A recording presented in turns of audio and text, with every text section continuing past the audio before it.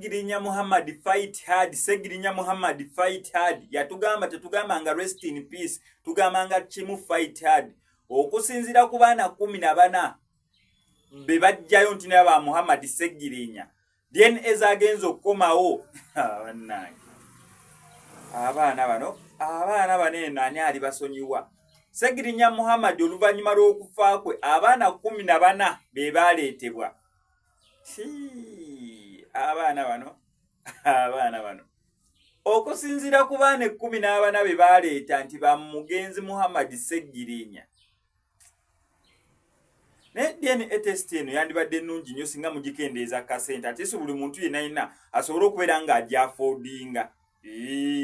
Lwakuba akasente mpulira mbu yabbeeyi mukko ekitone nnyo ndowooza oba etandikira ngaawo mu 2 oba 3 simanyi. DNA yabbeeyi mukko kati n'akakadde etuuka yabbeeyi mukko kabeeyi weekali ezitandikirwako eno sente entono bano abagiraagira naye waliwo naziri DNA yabbeeyi mukko naye nga yandibadde affordable ng'eringa ku mitwalo 10 oba 5 ng'omuntu asobola okugamba kampitirewo ko leero n'emitwalo gyange 15 abaana bange 3 babatukebere DNA oba naawe omusajja abakuggyako gye emitwalo 2 okitegeera naye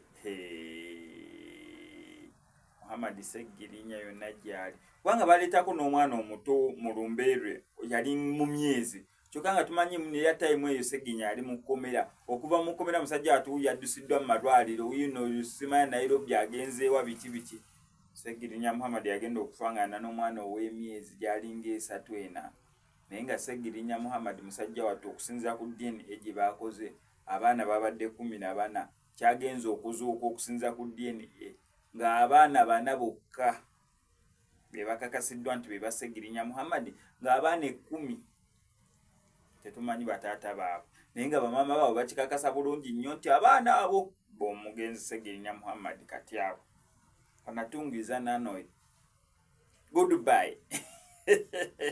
I'm gone.